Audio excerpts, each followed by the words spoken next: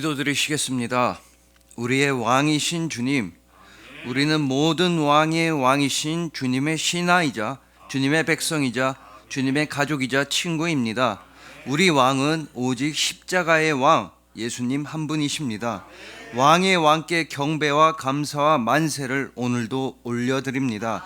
우리의 소망은 오직 우리 왕 예수 그리스도에게만 있습니다. 우리 삶을 의미와 목표와 천국과 사랑으로 가득 채워주신 그 이름, 우리 주님 예수 그리스도의 이름으로 기도합니다. 아멘. 자, 오늘은 왕께 만세라는 말씀으로 주님의 은혜를 함께 나누도록 하시겠습니다. 여러분, 혹시 커피 좋아하십니까? 옛날에야 달달한 믹스 커피가 최고였는데 요새는 아메리카노니 라떼니 카페 오레니 또 에스프레소니 정말 다양한 방식으로 많은 분들이 커피를 즐기고 계십니다. 이렇게 지금은 우리나라에서도 커피가 많이 대중화되었지만 근데 사실 우리나라에서 최초의 커피 애호가, 최초의 커피 매니아라고 말할 수 있는 사람은 고종 황제였습니다. 고종은 아관 파천으로 러시아 대사관에 가 있을 때 그때 처음으로 커피를 접하게 되고 완전히 반하게 되셨다고 합니다. 그래서 나중에 궁궐로 돌아온 이후에도 정말 커피를 즐겨서 자주 드셨다고 합니다. 근데 그때 당시에는 커피를 영어식 발음으로 커피 이렇게 부른 게 아니라 가비차, 가베차 이렇게 한국식으로 불렀습니다. 또 생긴 게 꼭 시커멓고 뜨끈뜨끈하다고 해서 이거 완전히 탕국이네, 서양 사람들이 먹는 탕국이다 이러면서 양탕국이라고 불렀다고 합니다. 근데 이 커피 말고도 고종 황제로 인해서 완전히 달라진 게 또 하나 있으니 바로 만세입니다. 만세. 원래 이 만세라고 하는 말은 황제가 다스리는 아주 큰 나라에서만 쓸 수 있었던 단어였습니다. 그래서 옛날 당시에는 조선 왕조 500년 동안은 만세라는 말을 쓸 수가 없었습니다. 당시에 강대국이었던 중국, 황제가 다스리는 나라였던 중국에서만 만세라는 말을 쓸 수가 있었습니다. 그래서 우리가 중국 영화를 보면 황제 폐하 만시에 만시에 만만시에 이렇게 하는 겁니다. 하지만 왕이 다스리는 조선, 황제가 아니라 왕이 다스리는 약소국이었던 조선에서는 만세라는 말을 쓸 수 없었고 대신에 천세까지만 쓸 수 있었습니다. 만보다는 한 단위 적은 숫자인 천, 만세보다는 한 단계 급이 떨어지는 천세까지만 조선에서는 쓸 수 있었습니다. 그래서 실제로 조선에서는 조선 왕조 천세, 종묘사직 천세, 천천세라고까지만 쓸 수 있었습니다. 그러다가 1897년도에 우리나라는 조선에서 대한제국으로 그 체제가 완전히 변하게 됩니다. 즉 이전까지는 조선의 왕이었던 고종이 이제는 대한제국, 황제가 다스리는 대한제국, 고종이 이제 황제로서, 고종 황제로서 우리나라를 통치하게 된 것입니다. 그러니까 그때부터는 우리나라도 황제가 다스리는 나라이니까 만세라는 말을 당당하게 쓸 수 있었던 것입니다. 그래서 여러분들이 너무나 잘 아시는 김인현 3월 1일 1919년도 3.1 독립운동 때 우리나라 백성들은 대한독립 만세, 대한독립 만세라는 말을 멋지고 당당하게 사용할 수 있었던 것입니다.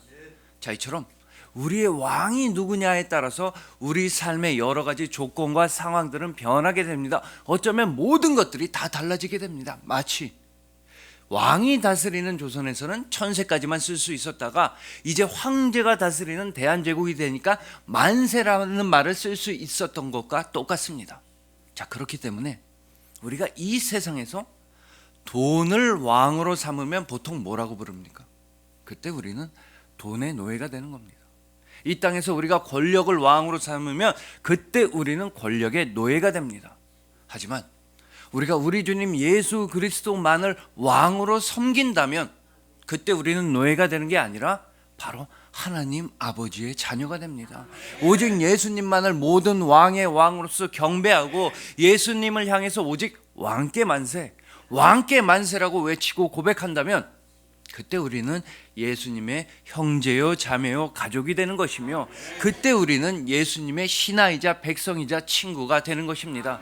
그리고 오늘 본문에서는 모든 왕의 왕이신 예수님의 대관식, 즉위식이 열리고 있습니다. 이제 예수님은 진정한 왕이 되셔서 보좌에 앉으셔서 면류관을 쓰시고 영원토록 통치하실 것입니다.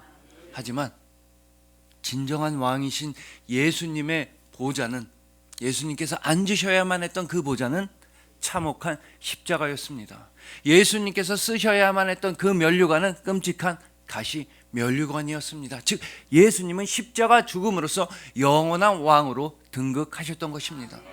그래서 오늘 본문 말씀을 통해서 우리의 참된 왕이신 예수님을 향해 오직 만세, 오직 할렐루야, 오직 아멘만 올려드리는 우리 모두가 되기를 소망해 봅니다. 예수님께서 친히 하늘의 보좌를 포기하시면서까지, 하늘의 모든 영광과 존귀와 위엄을 다 버리시면서까지, 그렇게까지 십자가에서 죽으시면서까지 예수님께서 진짜로 사랑하시는 여러분들을 주님의 이름으로 축복합니다.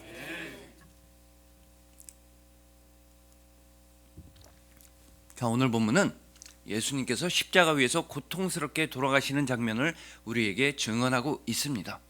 근데 신학자들에 따르면 오늘 본문을 포함해서 모든 사복음서에서 예수님의 죽음과 관련해서 공통된 매우 중요한 공통점이 하나 있다고 말합니다. 그 공통점은 바로 어둠이었습니다. 자, 일단 예를 들어서 겟세마네 동산에서 예수님께서 붙잡히신 일, 그렇게 예수님이 붙잡히시자 모든 제자들이 예수님을 두고 도망친 일, 다 한밤중에 어둠 속에서 일어났습니다. 또한 말도 안 되고 불법적이었던 산헤드린 공회의 재판, 대제사장의 뜰에서 있었던 부당하고도 말이 안 되는 그 일종의 종교 재판 역시도 한밤중에 어둠 속에서 일어났습니다. 그리고 결정적으로 오늘 본문에서 예수님께서 돌아가시는 그 순간마저도 역시나 어둠이었다라는 것입니다. 오늘 본문 33절입니다. 제6시가 되매 온 땅에 어둠이 임하여 제9시까지 계속하더니. 여러분, 여기서 제6시는 우리나라 시간으로는 정오 12시, 대낮 12시입니다. 무조건 화내야지만 하는 그 시간에도 온 땅에 어둠이 임했다는 것입니다. 마찬가지로 제9시는 우리나라 시간으로 당연히 밝아야만 하는 오후 3시입니다. 즉 하루 중에서 가장 환하고 밝아야만 하는 대낮 12시부터 오후 3시까지 어둠이 지속되었다는 것입니다. 예수님께서 돌아가시는 그 순간마저도 어둠이었다는 것입니다. 자, 정리해보자면 예수님께서 붙잡히신 것, 어둠 속에서였습니다. 또 제자들이 예수님을 버리고 베드로가 예수님 나는 모른다고 부인했던 그 시간도 어둠이었습니다. 예수님께서 붙잡히시고 능욕당하시고 고초당하시고 침뱉음 당하시고 모욕과 조롱 당하신 일, 다 어둠 속에서였습니다. 무엇보다 예수님께서 돌아가시는 그 순간마저도 온 땅에 어둠이 임했다는 것입니다. 그러면 우리는 한 가지 질문이 여기서 떠올라야 합니다. 왜 도대체 하나님 아버지께서는 예수님의 죽음을 둘러싼 모든 배경을 다 어둠으로 깜깜하게 칠하셨던 것입니까? 자, 여러분들이 잘 아시는 대로 우리가 성경을 보면 하나님 아버지는 자주자주 밝음으로, 환함으로, 빛으로 묘사되고 있습니다. 하나님 아버지는 세상을 창조하실 때도 가장 먼저 빛부터 창조하신 분이십니다. 또 예를 들어 우리가 시편 84편 11절을 보면 여호와 하나님은 해요 방패이시라. 이렇게 성경은 직접적으로 하나님은 밝은 분이시다, 환함이시다, 태양이시다, 빛이시다 라고 우리에게 직접 말씀하고 있는 것입니다.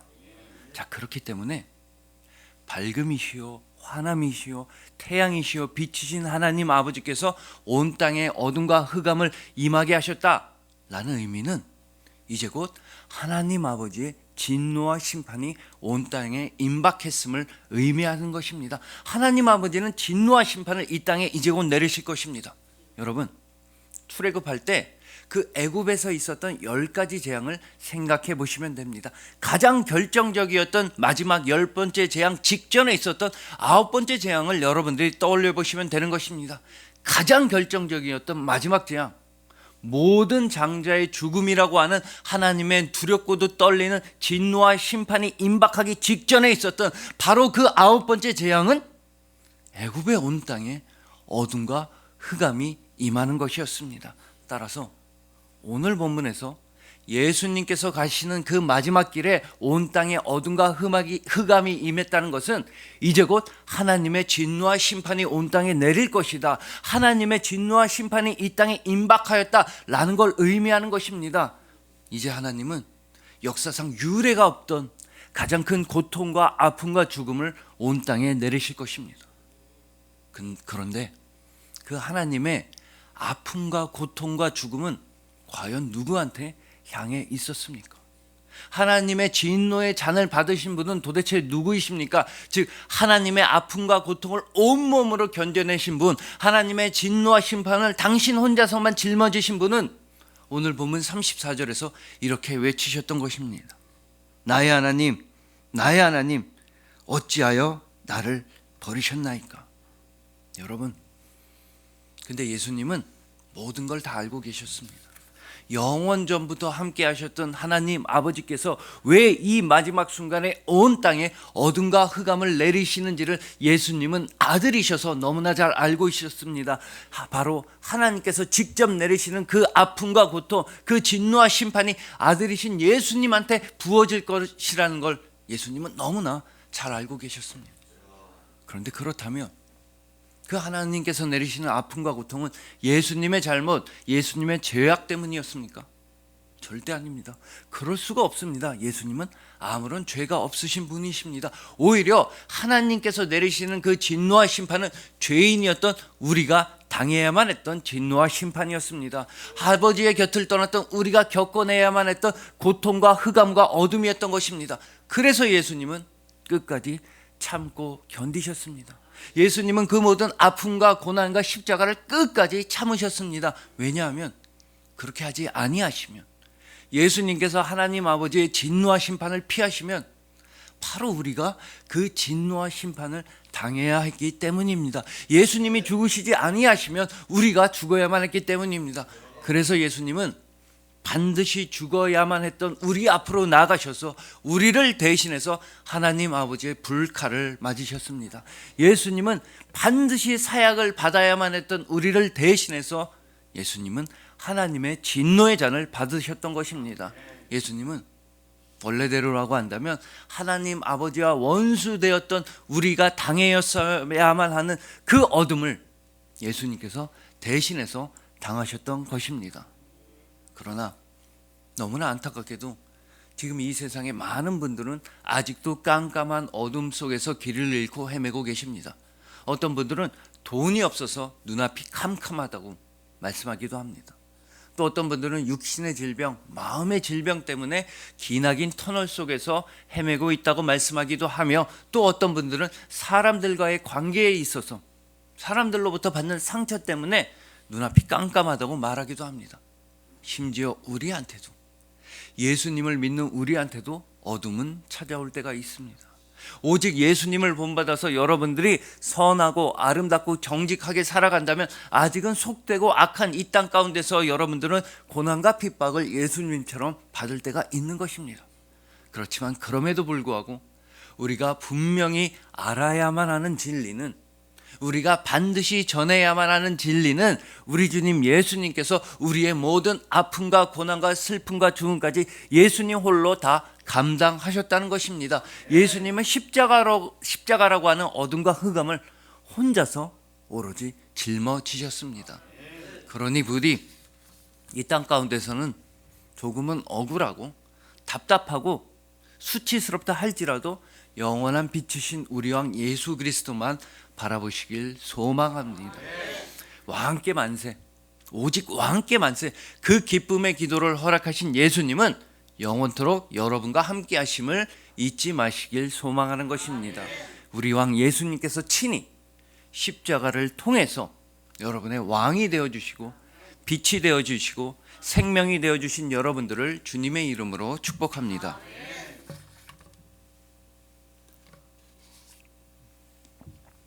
자, 다음으로 우리 왕 예수님께서 돌아가실 때 이런 놀라운 일이 있었다고 오늘 본문 38절은 증언하고 있습니다.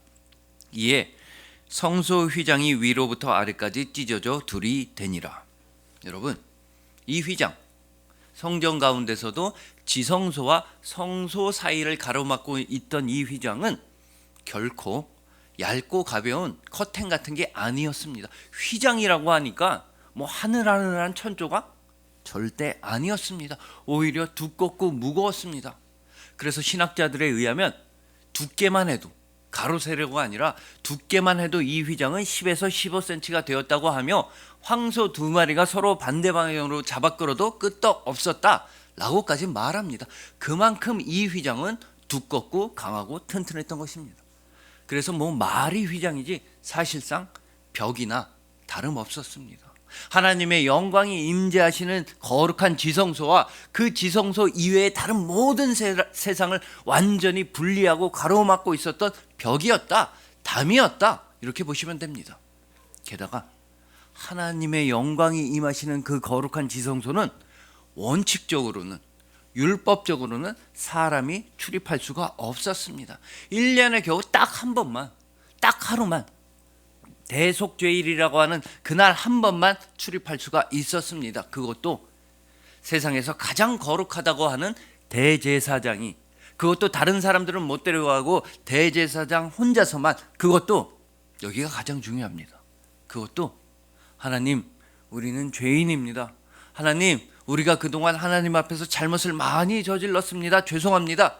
이렇게 죄악을 인정하고 죄악을 고백하러만 지성소에 들어갈 수 있었다라는 것입니다. 이걸 다른 말로 표현해 보자면 지성소와 다른 모든 세상을 가로막고 있었던 이 두꺼운 휘장이야말로 죄인이었던 우리로서는 절대로 감히 거룩하신 하나님 앞으로 나아갈 수 없었다는 상징이었습니다. 마치 에덴 동산을 지키고 있었던 두루 도는 불칼과 똑같은 역할을 하고 있었던 게 이 휘장입니다. 그러나 오늘 본문에선 그 휘장이 완전히 둘로 찢어졌습니다. 예수님께서 십자가에서 죽으셨기에 우리를 가로막고 있었던 그 두꺼운 휘장이 완전히 둘로, 위에서부터 아래로까지 둘로 찢어졌던 것입니다. 즉 오직 예수님의 십자가 죽음으로 말미암아 하나님 아버지와 우리 사이를 가로막고 있었던 그 휘장이, 그 벽이, 그 담이, 그 두루 도는 불칼이 완전히 사라지게 되었던 것입니다. 이것이 바로 히브리서 10장 20절이 증언하는 바입니다.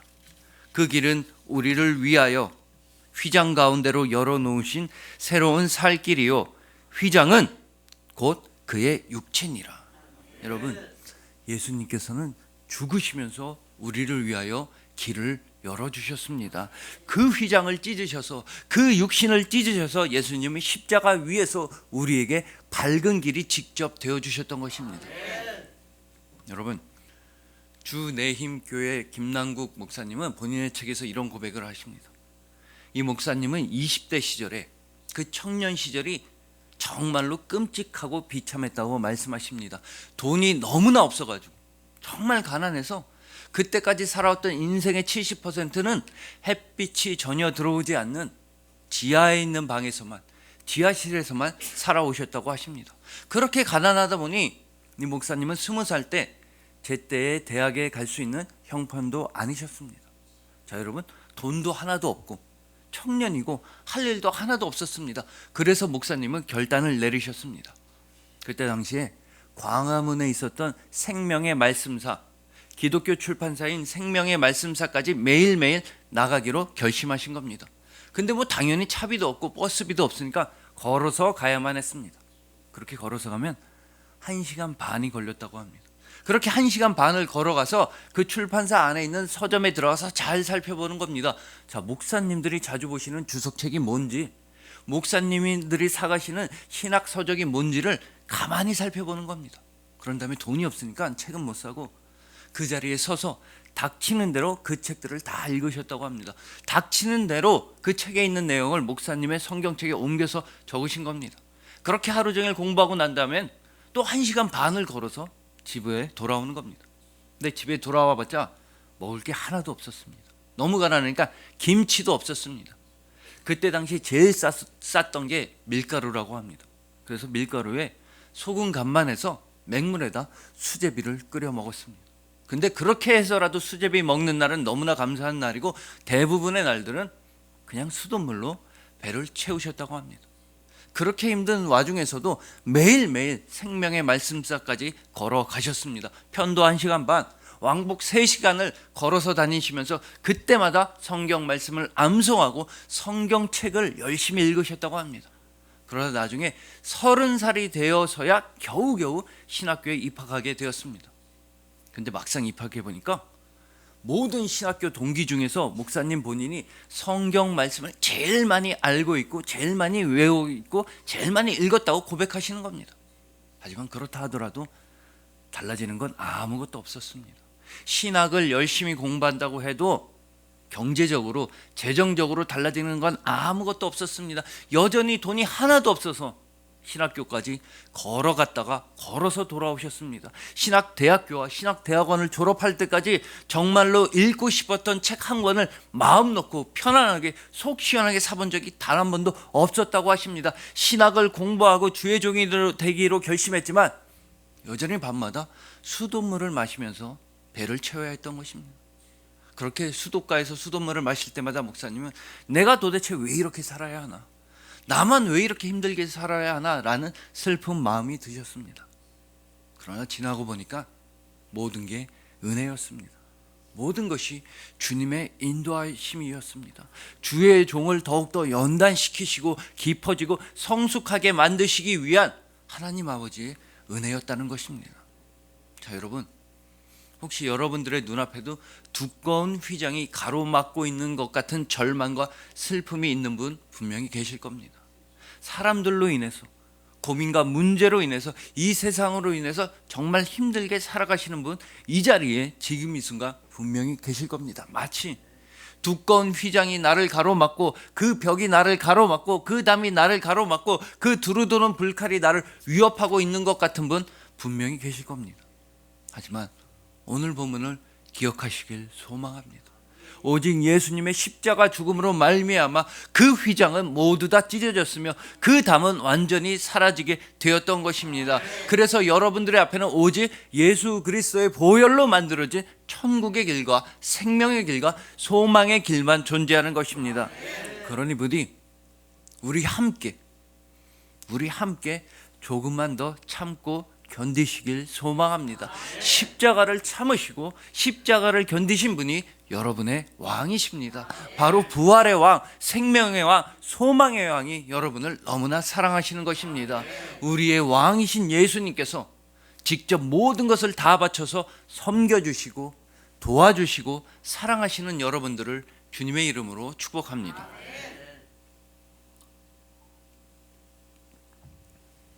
자, 마지막으로 오늘 본문에서 예수님 다음으로 중요한 인물을 살펴보시겠습니다. 오늘 본문에서 예수님께서 십자가에서 돌아가시자 모든 제자들은 뿔뿔이 도망치고 흩어졌습니다. 그런데 이 인물만큼은 예수님의 십자가와 가장 가까운 곳에 있었으며 또한 예수님을 향해 놀라운 신앙 고백을 했던 것입니다.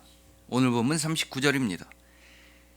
예수를 향하여 섰던 백부장이 그렇게 숨지심을 보고 이르되 이 사람은 진실로 하나님의 아들이었도다 하더라.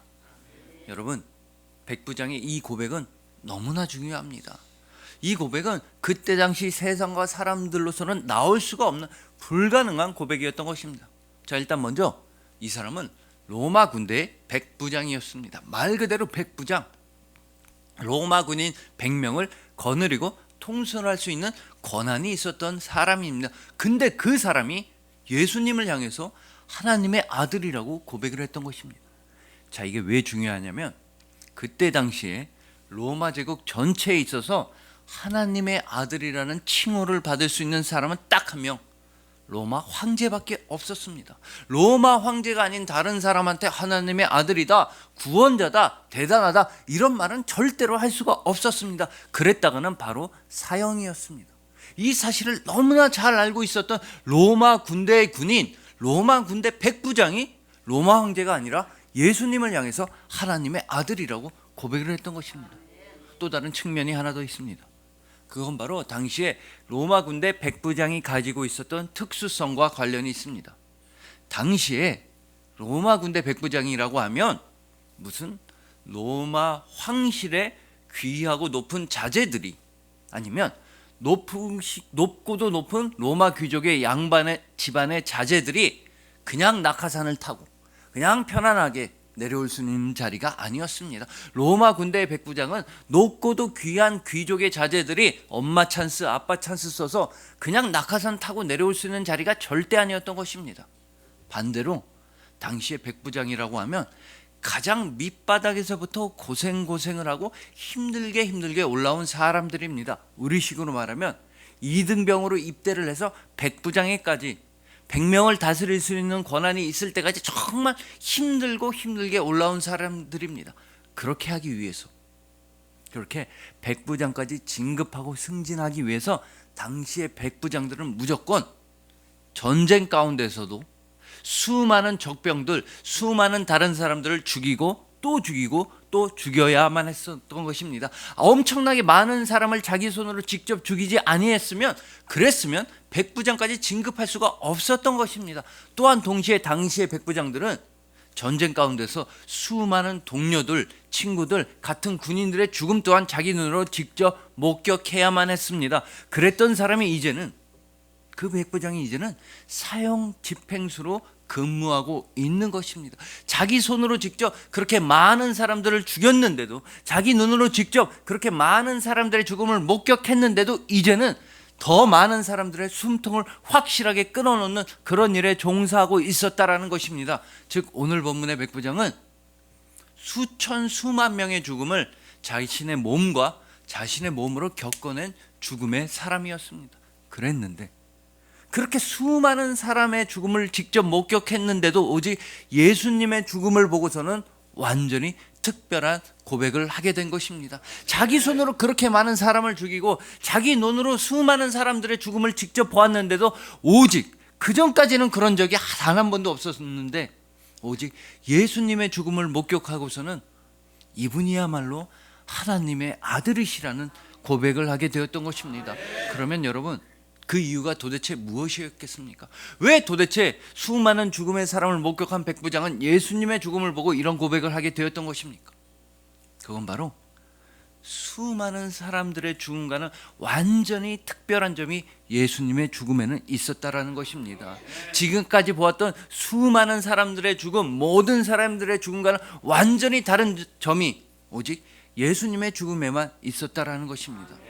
이처럼 예수님의 죽음은 절대로 예수님을 하나님의 아들이라고 고백할 수 없었던 그 백부장의 영혼을 예수님의 죽음은 변화시켜 주셨으며 감동감화하셨던 것입니다. 당시로서는 절대 불가능한 고백이, 그 신앙 고백이 변화를 통해 백부장에게서 터져 나왔던 것입니다.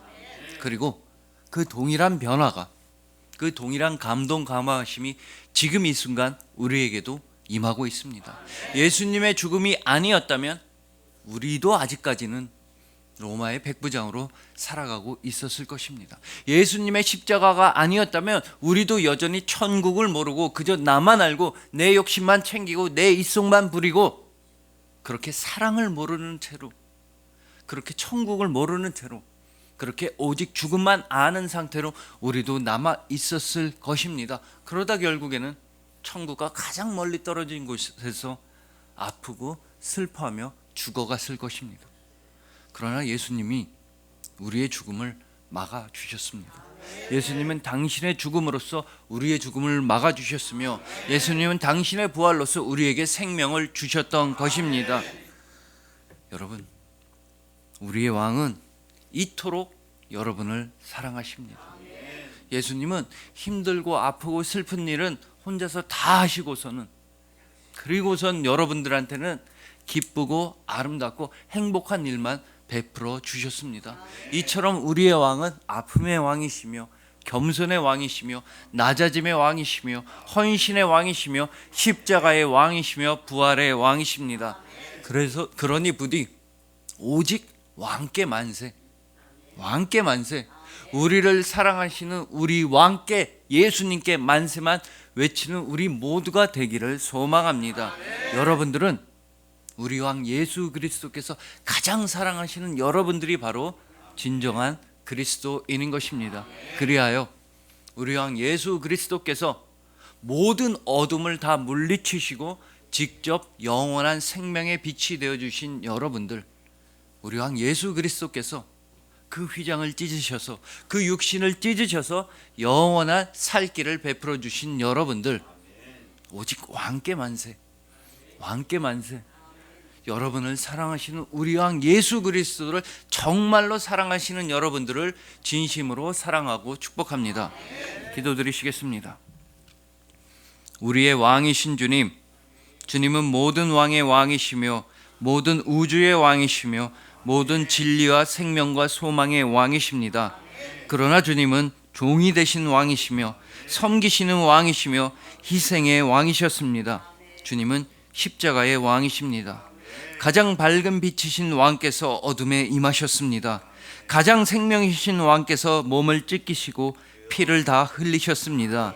온전한 영광이신 왕께서 가장 낮아지셨습니다. 그래서 우리는 십자가를 통해 예수 그리스도 우리 왕만 바라봅니다. 그래서 우리는 부활을 통해 예수 그리스도 우리 왕만 사랑합니다. 우리를 왕의 제자요, 친구요, 형제요, 자매요, 가족이라 불러주시니 참으로 감사합니다. 우리도 우리 왕을 닮아갑니다. 우리도 십자가를 짊어지고 열심히 섬기고 열심히 낮아지고 열심히 봉사합니다. 우리도 우리 왕처럼 교회를 사랑하고 이웃을 사랑하고 원수까지도 사랑합니다. 주님, 사랑합니다. 우리는 왕의 사랑입니다. 예수님 정말 감사합니다. 우리 삶을 의미와 목표와 천국과 사랑으로 채워주신 그 이름, 우리 주님 예수 그리스도의 이름으로 믿으며 감사하며 사랑하며 기도합니다. 아멘.